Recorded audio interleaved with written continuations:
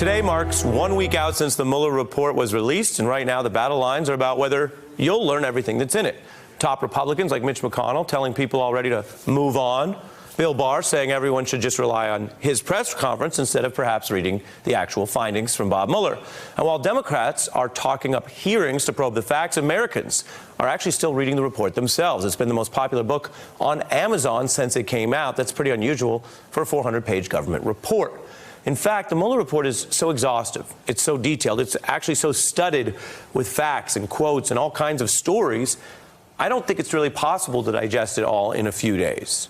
And we've been reporting out different parts of it on this show, so you can make up your own mind about the evidence. And tonight, we present to you another absolutely wild story from the Mueller report that actually answers one of these recent mysteries. What was this all about? Is President Trump prepared to let the special counsel pursue his investigation? Well, I think he's considering perhaps terminating the special counsel. I think he's weighing that option. I personally think it would be a very significant mistake. That was Trump insider Chris Ruddy, who runs Newsmax, seeming to dish on the very thing that might hamper or end his good friend's presidency, a massacre of trying to fire Mueller. So why would Ruddy go on TV to do something that seemed to undercut Trump? Because the Trump White House asked him to. Donald Trump's team was trying to save Trump from Trump. And the Mueller report documents that Trump's top aides, Chief of Staff Reince Priebus and advisor Steve Bannon, tried to stop President Trump from ousting Mueller, saying his arguments to do so were ridiculous. They feared that Trump was not listening, that he didn't believe their warnings that all of this would backfire, or Chris Christie's warning that firing Mueller was the one thing Trump could do that would lead Republicans in Congress to abandon him. Mueller quotes that as well. So get this. Bannon and Priebus hatched a plan in June 2017. This is just about a month into the probe. And they meet with Ruddy, who you just saw on your screen, and tell him their concerns. Ruddy offers to publicize Trump's plan to fire Mueller. And that, of course, would seem credible coming from a Trump supporter like him.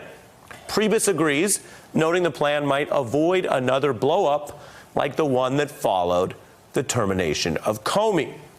So to stop Trump from trying to fire Mueller, his own aides and a top loyal supporter plot this televised sort of test run of the plan to give Trump just a taste of the backlash and try to trick him into backing down. The Mueller report detailing on how on the very day of the White House meeting I just described, Ruddy goes off to this respectable public affairs program. Keep in mind everything you've just learned as you watch this PBS clip again. Is President Trump prepared to let the special counsel pursue his investigation? Well, I think he's considering perhaps terminating the special counsel. I think he's weighing that option. I personally think it would be a very significant mistake.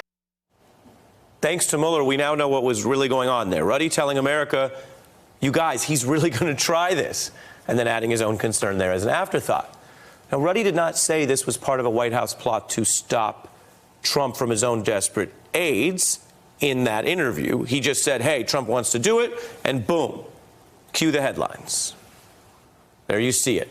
Serious outlets, Trump considering firing Mueller. The legal and political world assessing whether this new disruptive president would Saturday Night Massacre himself in his first half a year on the job. And if you watch the news, you may remember Ruddy's gambit. It was everywhere. Christopher Ruddy, and he told PBS that the president is considering possibly firing the special prosecutor Robert Mueller, which would be a bombshell of epic proportions if actually happened. I mean, it gets more and more a rapid version of Watergate. Chris Ruddy, his colleague, perhaps his surrogate, are now putting out the word Mueller. Your life is limited here. And actually, Chris Ruddy is pushing back as well. He just sent me a text a few minutes ago where he says that Sean Spicer didn't deny my claim that the president is considering firing Mueller. What you just saw is what Priebus and Bannon wanted, a crisis in the language Trump understood. Not a substantive crisis or on the ethics or the Constitution, a crisis on air. White House reacting by saying Trump did not intend to fire Mueller while claiming that he could. And the Mueller report notes Ruddy's testimony that Trump was angry that he basically told on him. So the plan worked. It boxed Trump into his own denial. buying time at the very moment that Trump's aides were most concerned his anger might lead him to destroy his own presidency. So why am I telling you this tonight? One more interesting story, to be sure, from the Mueller report, but what does it reveal? One, Trump was pretty easy to play. Two, Mueller handles evidence fairly. The report doesn't use this pretty absurd story to malign all the participants. It notes the evidence that several of these people were trying hard to stop obstruction of justice. And three, this story, this corroborated report evidence from Trump's own highest-serving aides, shows that at least some of the time this White House is not operating as a rational organization. It's not operating as a place where plans are logically debated and then decisions are reached on the merits. What I'm saying, to depart for a moment from the dry language of the Mueller report, is that at times the depiction from Trump's own aides' testimony under oath is a White House that runs like a scary, vengeful, irrational dumpster fire of illogic, with a totally broken deliberative process, salted with secret plots to try to save the boss from his own ideas that are not just terrible, but are potentially criminal, according to the judgment of his own most loyal aides. Remember, the only reason we know these set of facts is because this happened to be the subject under criminal investigation.